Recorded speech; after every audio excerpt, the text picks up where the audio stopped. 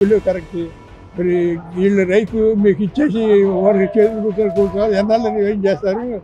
జగన్ పరిపాలన రాళ్ళు తెచ్చుకోండి, అనుభవించండి. అనుభవించాం కదా మనం, అందుకని సీఎం చేశారు. ఏం చేశాడు? కానీ అతనికి ఉన్నంత డబ్బు పిచ్చుకోండి ప్రపంచంలో ఎవరికి ఉండదండి. మరి ఇద్దరు ఆడపిల్లలు భూ సమీకరణకి అందరికీ సుభిక్షమే, ఇబ్బంది ఏం లేదు, ఇవ్వటానికి సిద్ధమే. కానీ మరి కొన్ని సమస్యలు ఉంటాయి, చిన్న పెద్ద అందరూ ఉంటారు, రకరకాల వాళ్ళు. ఇప్పుడు చిన్న రైతు ఉంటాడు, పెద్ద రైతు ఉంటాడు. ల్యాండ్ ఎంత ఇస్తున్నారు, ఎక్కడ ఇస్తున్నారు, ఎన్ని సెంట్లు ఇస్తారు? 3 ఎకరంతో ₹1,00,00,000 రాలా. వీళ్ళు ఎకరం అమ్ముకుంటే ₹1,24,00,000 అమ్ముకున్నారు, ₹1,50,000 అమ్ముకున్నారు, ₹1,50,000 అమ్ముకున్నారు. కానీ బాబు గారు ఇచ్చారు, బాగా ఉన్న పరిస్థితి. అట్లే జరగకూడదు. హింసించారు. 270 మంది చనిపోయారు. అప్పుడు కౌలు కనీసం 10 సంవత్సరాల కింద 30,000 ఇచ్చారు, ఇప్పుడు 50,000 ఇవ్వాలని అడుగుతున్నారు.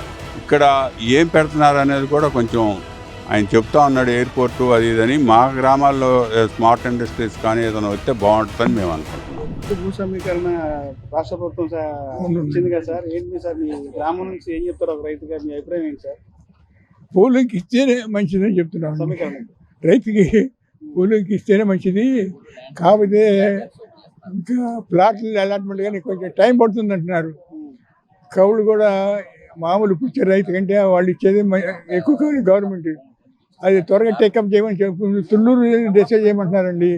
అక్కడ మీరు కనుక డిసైడ్ చేసి సరిగా కౌలని ఇస్తే ఆటోమేటిక్గా మా పాలన తీసుకుని రైతులు మీ వెంట పడతారు. అది ఇంకా డిసైడ్ త్వరగా డిసైడ్ కాలేదు. వాళ్ళు కూడా గవర్నమెంట్ కూడా దానికి కొంచెం ఫైనాన్స్ కమిట్మెంట్ ఉన్నది. మరి గవర్నమెంట్ దగ్గర డబ్బులు లేవు కదా, కొంచెం టైం పడుతుంది అంటున్నారు గవర్నమెంట్. అప్పుడు దాకా రైతులు ఆగలేరు కదా, ఆగి ఏం చేస్తారు? అది వీళ్ళ రైతులకి డౌట్. కొంతమంది మొదటి పేజ్ ఇచ్చిన వాళ్ళకి న్యాయం జరగలేదు అని చెప్పి అంటారు. ఏం చెప్తారు? కొంతమంది మొదటి పేజ్ ఇచ్చిన వాళ్ళకి కొంతమంది ఫ్లాట్ లేదు.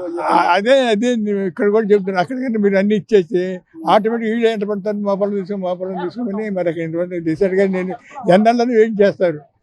మీ దగ్గర డబ్బులు కరెక్ట్. మరి వీళ్ళు రైతు మీకు ఇచ్చేసి వారికి చేతులు కూర్చోవాలి ఎన్నాళ్ళని ఏం చేస్తారు. అది మీరు తుళ్ళూరు దగ్గర డిసైడ్ చేయండి. తర్వాత ఆటోమేటిక్గా వీళ్ళు వెళ్ళి మీ ఎంట పడతారు, మా పొలం తీసుకొని అని అనుకుంటున్నారు రైతులు. అంటే మీ గ్రామంలో మొత్తం రైతాంగం అంతా భూములకు సిద్ధంగా ఉందంటారా? మీ గ్రామంలో రైతాంగం అంతా భూములకు సిద్ధంగా ఉన్నారా? 1 or 2% కొంచెం ఏమని అంటున్నారు. అది వాళ్ళు పర్సనల్. అంతేగాని రైతు ఇచ్చేస్తేనే మంచిది. రైతు 99% రైతు అందరూ ఇష్టంగానే ఇస్తున్నారు. రైతు పూలింగ్ కింద ఇస్తున్నారు. చంద్రబాబు గారి పరిపాలన ఎలా ఉంది? అది చంద్రబాబు నాయుడు గారి పరిపాలన మీరు నేను కాదు, ప్రపంచం మొత్తం ఒప్పుకున్నది. స్టేట్మెంట్ ప్రపంచం మొత్తం ఒప్పుకున్నది. మీరు నేను కాదు, ప్రపంచం మొత్తం ఒప్పుకున్నది. లేకపోతే జగన్ పరిపాలన రాళ్ళు తెచ్చుకోండి, అనుభవించండి. అనుభవించాం కదా మనం, అనకూడదు. కానీ జగన్కి ఓట్లు వేసిన బుద్ధి తక్కువ పనండి. వాడు 17 నెలలు జైల్లో ఉన్నాడు, 13 కేసులు ఉన్నాయి, బెయిల్ మీద ఉన్నాడు. మీరు సీఎం చేస్తారండి? బుద్ధి ఉండేవాడు ఎవడన్నా ఓటేస్తారు. వాడు వేసారు చక్కగా నెత్తించేపెట్టి పోయాడు. పైగా ఇప్పుడు అది రామరాజ్యం కాదు, జగన్ది రామరాజ్యం కాదు. రామరాజ్యం కోరుకోండి, అనుభవించండి. ఇప్పుడు అనుభవించారు కదా, ఏదో కుర్రోడు చేస్తారు, పగలు తీస్తారు అనుకున్నారండి. అందరిని ఎత్తిని చేపెట్టాడు, శుభ్రంగా అయిపోయాడు. ఎవరైనా కుర్రోడు కదా, చక్కగా చేస్తారని ఎక్స్పెక్ట్ చేస్తామండి. అందుకని సీఎం చేశారు. ఏం చేశాడు? కానీ అతనికి ఉన్నంత డబ్బు పిచ్చుకోండి ప్రపంచంలో ఎవరికి ఉండదండి. మరి ఇద్దరు ఆడపిల్లలు ఏం చేసుకుంటాడు? గుంటూరు ఆటో వాడు అంటాడండి. అప్పుడు 2,000 నోట్లు ఉన్నాయి. జగన్ ఇంటికి వెళ్ళి తాడేపల్లి ప్యారెట్లు అందరూ 2,000 నోట్లు, 10 లక్షల కోట్లు గండి గోతాలు అన్నారు. ఎవరు చెప్పారు? ఆటో వాళ్ళకి ఎవరు చెప్పారు? అలా పేరు పడిపోయింది. అది నిజమే, అది కూడా నిజమే. ఇంకో ఆటో వాడు అన్నాడండి, జగన్ ఢిల్లీ వెళ్ళినప్పుడల్లా అమిత్ షాకి 100 కోట్లు ఇచ్చేస్తారంటండి.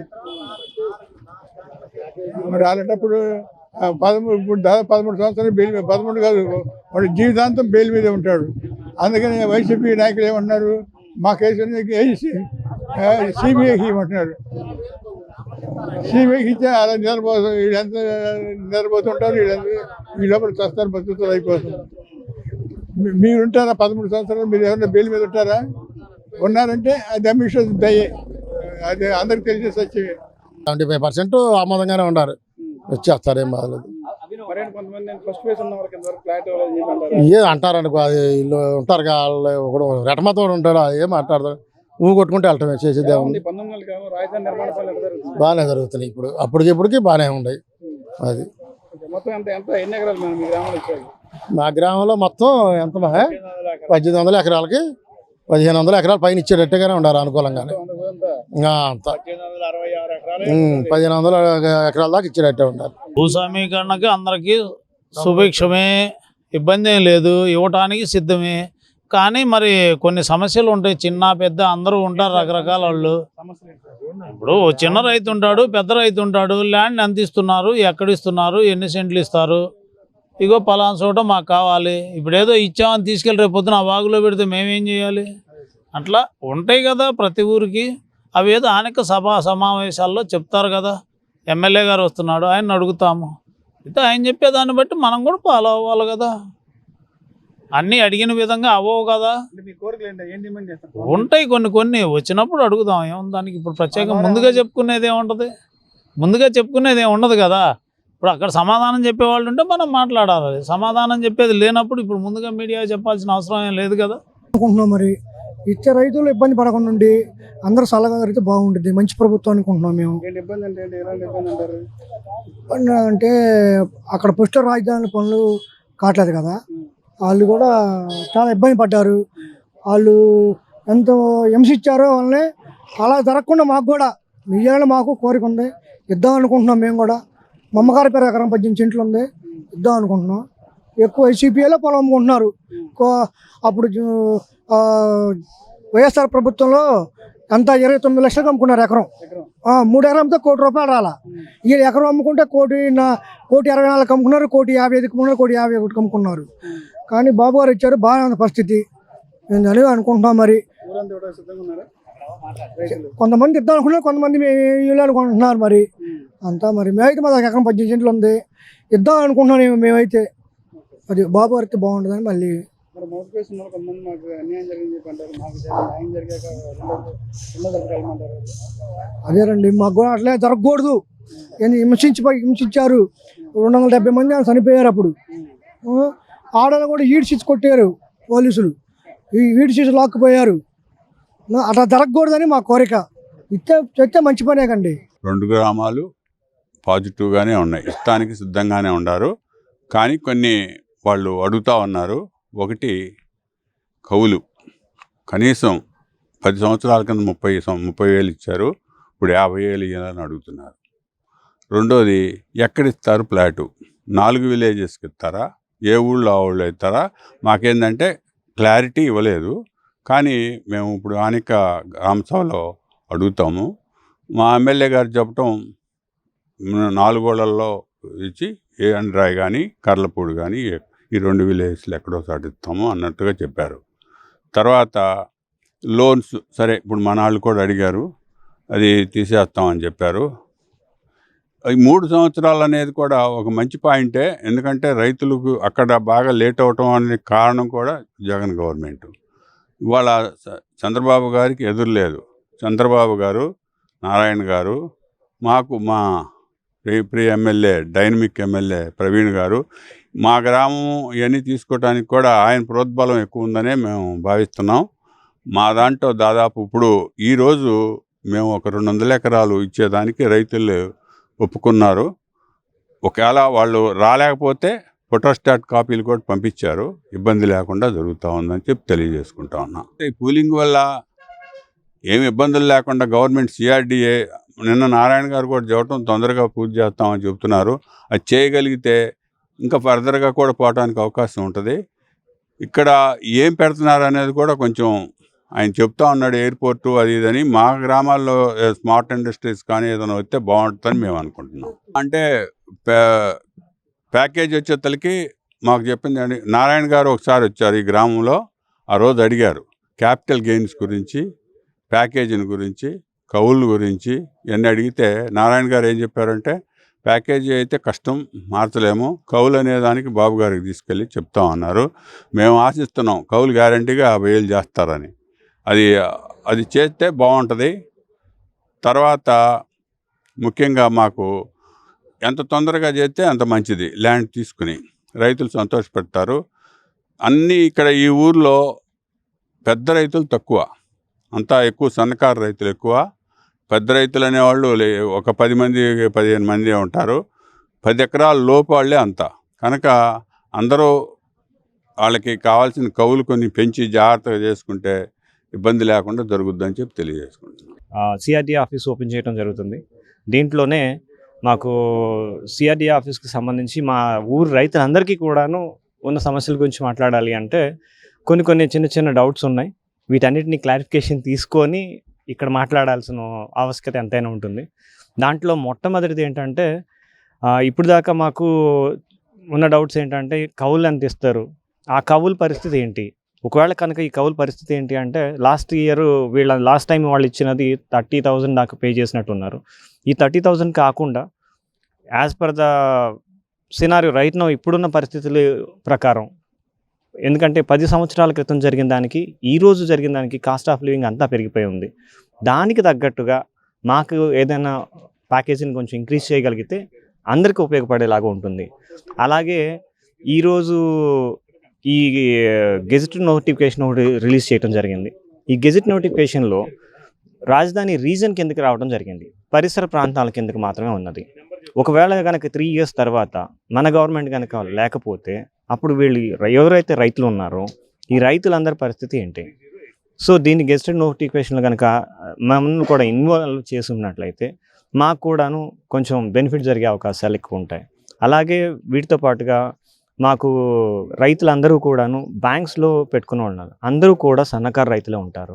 వీళ్ళందరూ కూడాను వాళ్ళ పొలాలు కానివ్వండి ఇవన్నీ కూడాను బ్యాంక్స్ నుంచే అప్పు తీసుకొని పొలాలు వేసేవాళ్ళు. వీళ్ళందరూ వాళ్ళని దృష్టిలో పెట్టుకొని వాళ్ళకి ఎంతో కొంత మేరకు వీలు కలిగేలాగా, ఎంత మేరకు వీలైతే అంత, లాస్ట్ టైం 1.5 lakh దాకా ఏమో సబ్సిడీ లాగా ఇచ్చినట్టు ఉన్నారు. అలా కానీ లేకపోతే వాళ్ళకి ఏదైనా మీరు దాని గురించి ఏదైనా అవగాహన ఒక వర్డ్ చెప్తే బాగుంటుంది అన్నది మా మెయిన్ ఉద్దేశం అండి. దీంతోపాటుగా మేము ఇంకోటి ఏంటంటే మాకిచ్చే ఏదైతే స్థలాలు కానివ్వండి 2 villages కలిపి ఒకసారి ఇస్తున్నారా, లేదంటే ఏ విలేజ్కి ఆ విలేజ్ ఇస్తున్నారా అన్నది మాకు ఇప్పటికీ కూడాను ప్రతి ఒక్క రైతుకి, పొలం ఇచ్చే ప్రతి ఒక్క రైతుకి కూడాను దాని మీద అవగాహన లేదు. వీళ్ళందరూ కూడా భయపడేది ఏంటంటే మా తాతల నాటి ఆస్తులు ఇస్తున్నాం, దీనికి సంబంధించి మాకంటూ ఒక గ్యారంటీ ఉండాలి కదా అన్న ఉద్దేశం ప్రతి ఒక్క రైతుకి ఉంది. ఒకవేళ కనుక దీని గురించి పూర్తి అవగాహన రైతులకు కల్పించినట్లయితే మా విలేజ్కి సంబంధించిన రైతులు అందరూ కూడా సుముఖంగా వ్యక్తం చేసే పరిస్థితి ఉంటుంది. ప్రస్తుతానికి ఇంతమంది అంతమంది అని చెప్పడం కరెక్ట్ కాదండి. ఇష్టం ఉన్న వాళ్ళందరూ కూడాను స్వతంత్రంగా వచ్చి వాళ్ళది సిఆర్డీలో ఇవ్వడానికి సుముఖంగా ఉన్నాం. అయితే ఈ చిన్న డౌట్స్ ఏవైతే ఉంటాయో వీటిని వాళ్ళని ఎడ్యుకేట్ చేయడం కానివ్వండి, లేదా వాళ్ళకున్న భయాలు ఏవైతే ఉన్నాయో వాటిని తొలగించడం కానీ కనుక చేసినట్లయితే ఎప్పుడూ కూడాను మిగతా వాళ్ళందరూ కూడా ఇవ్వడానికి అవకాశం ఎక్కువ ఉంటుంది. ఎందుకంటే మాది చావుపాడు ఎన్రాయ్ 2 రెవెన్యూలు ఒకటేనండి.